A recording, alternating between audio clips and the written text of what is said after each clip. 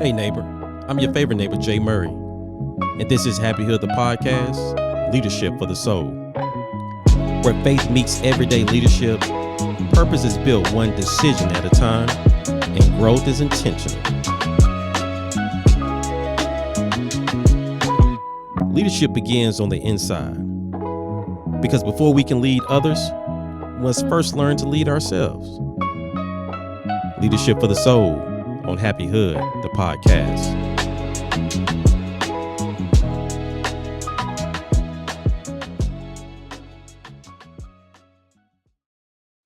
What's going on, neighbors?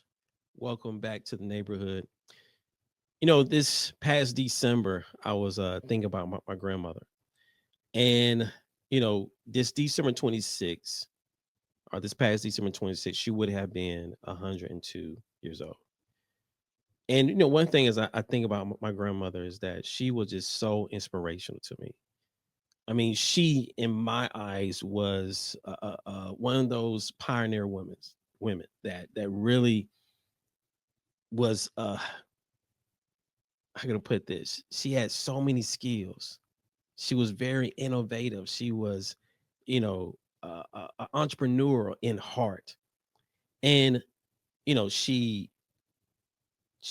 sewed, she cooked, she helped operate a farm, raising hogs, raising chickens.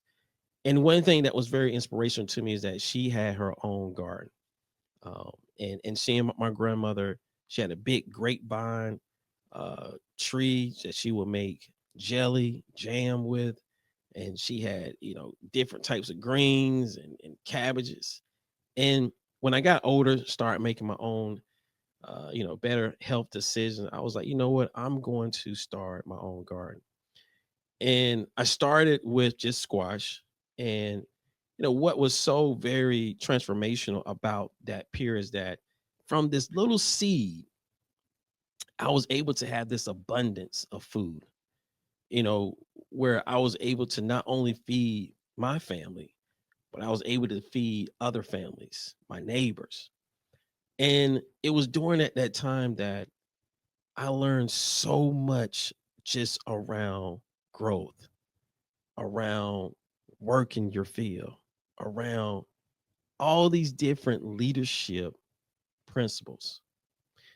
And when I think about growth and during that period, I thought to myself, and oftentimes as I'm going through moments of feeling stuck, moments of feeling like I'm just not seeing the results that I thought that I felt that I should be seeing by now.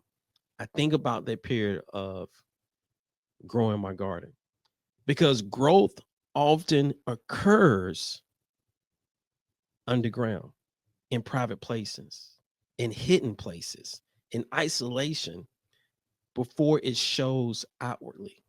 Growth often occurs underground before it shows outwardly. I mean, let's just take a moment, talk about the science, right, of a seed planted in the ground.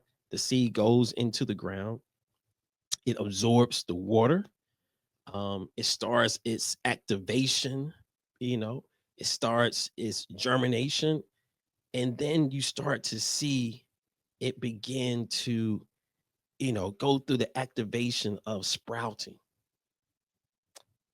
And again, we think about that. And as I thought about it, growth is a huge component of leadership. It's a huge component. It is definitely, how can I put this? It is levels of requirement. Our growth requires different areas of our life to be stretched, different areas of our life to mature, different areas of our life to be more faithful.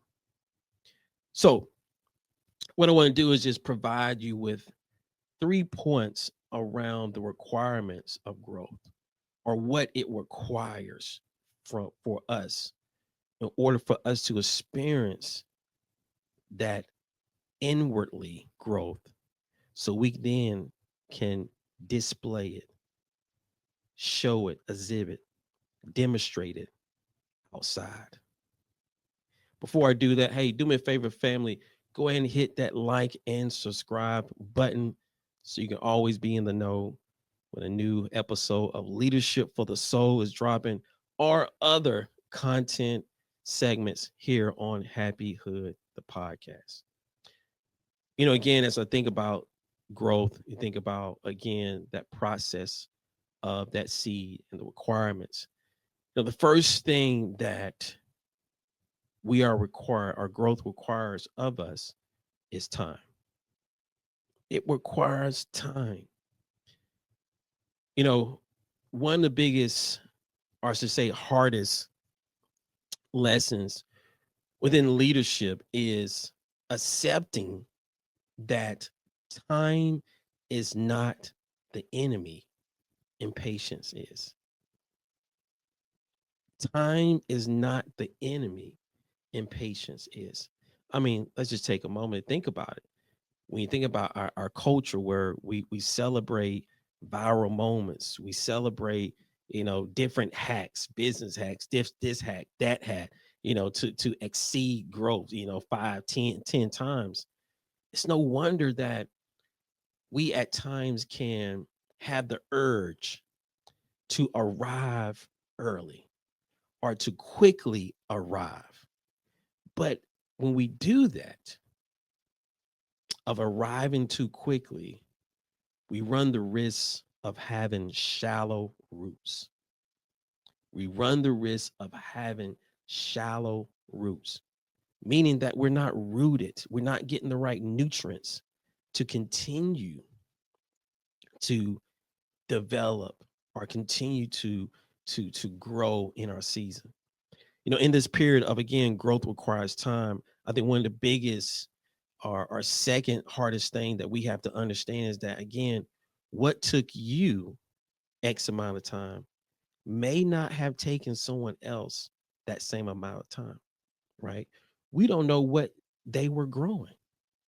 We don't know what fertilizer that they were using. We don't know what other things that they have learned, right?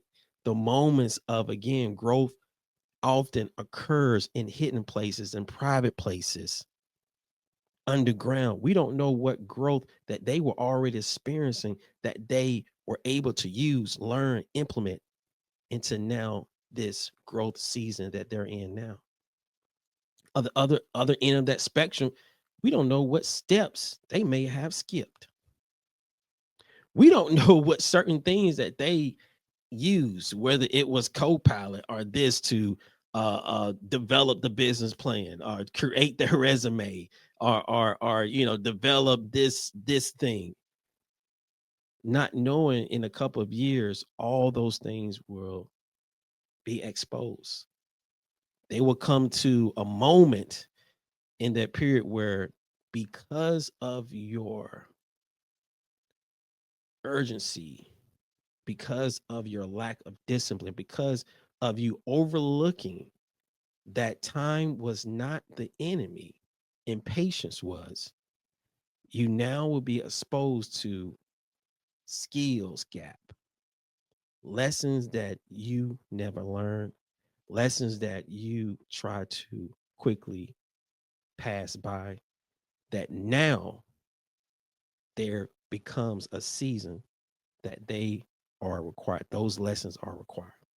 So we have to look at this from different perspectives and not be in this comparison game when it comes to growth. When it comes to growth, I often think about, when, again, growth requires time. I think about the verse in Ecclesiastes, Ecclesiastes 3:1, where it talks about there's a time for everything. There's a time to plant. There's a time for war. It's a time to kill. All these things that Solomon is speaking of.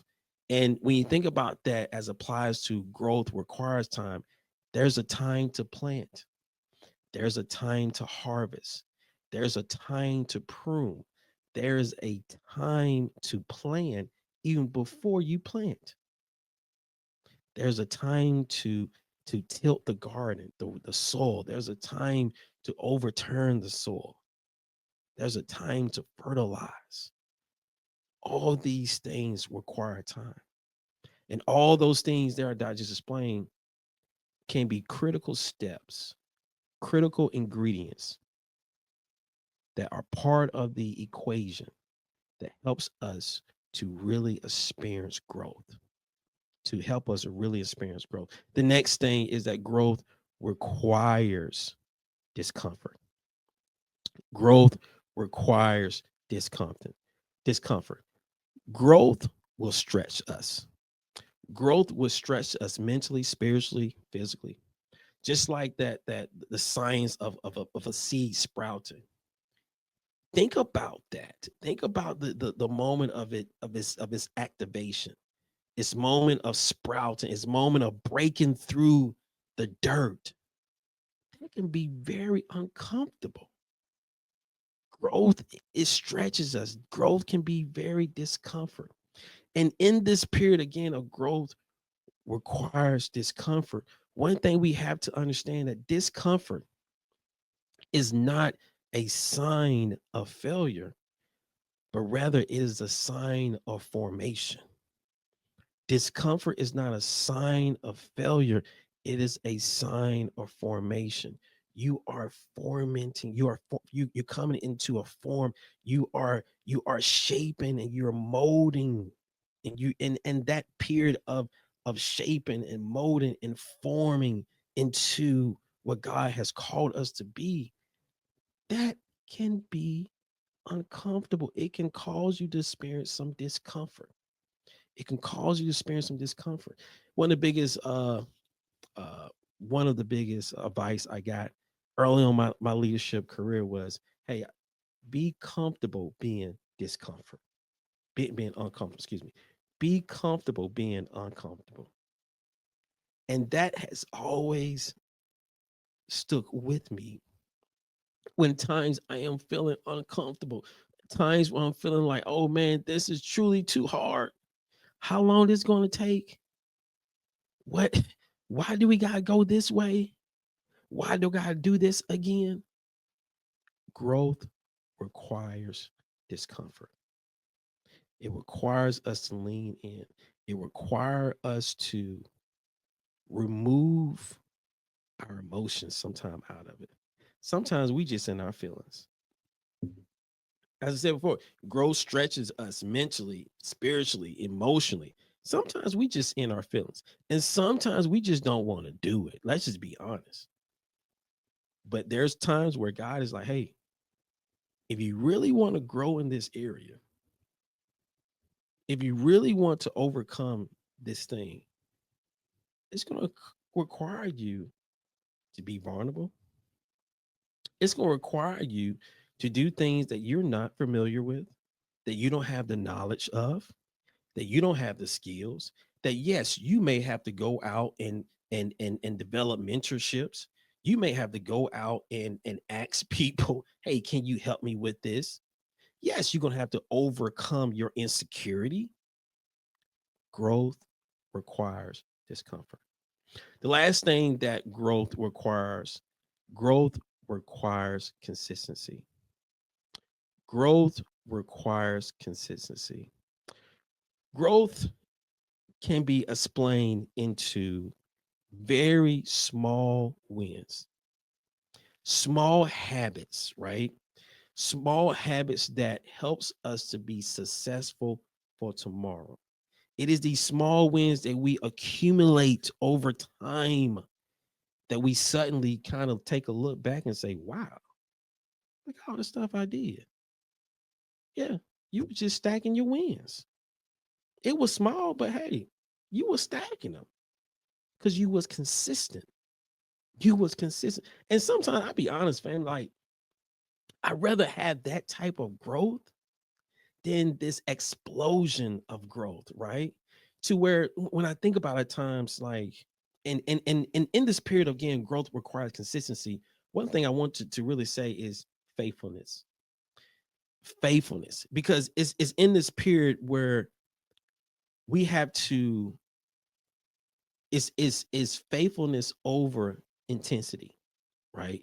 Is this period where we don't have to try again, beat this urge of that we have to be so intense, that we have to have so much urge that we really want it, we want to do all these things. Faithfulness beats intensity. Because as I think about it from a business perspective, or just as I think about, hey, how do you go from 10 figures, I mean, excuse me, 5 figures to 6 figures to 7 figures? And many times we, you heard some of the prayers, or maybe you have the prayer of, hey, God, I want more money, and I want all these things, and all, I want to expand my business. Well, I think the maturity that we develop in a consistent through our consistency is understanding and learning how to be faithful to those 5 figures in order to us to continue to be faithful in 6 figures, in the 7 figures, in the 8 figures. How do we stay faithful in the one stream of income before we have 3 and 4 streams of income? How do we stay faithful into the one or two or small group of employees and the mission that we have as a company before we go from 50 to 200 to 200 to 1,000 to 1,000 to 5,000, 10,000? How do we stay faithful in that mission into our why? And that's one thing with in this growth of consistency is being rooted in your why. Rooted in your why. Why are you showing up? Why do you keep on putting in time? Why do you do the things you do? And in this period where we understand that it's bigger than me, it's the purpose that God has given. That's it's the calling, right? It's the calling over my life. It's the purpose that God has given to me over my life. He called me for this. He chose me for this. I have to be faithful. I have to be faithful for this. So growth requires time. Growth requires discomfort. Growth requires consistency. As we close today, remember leadership begins on the inside. So stay rooted in the faith, be intentional with your growth, and commit to becoming the kind of leader worth following. Trust God with the process and let your life speak louder than your title. Leadership is not a title, it's a choice. Until next time, this is Leadership for the Soul. Always love God, love yourself, love your neighbor. I'm your favorite neighbor, Jay Murray. Be blessed.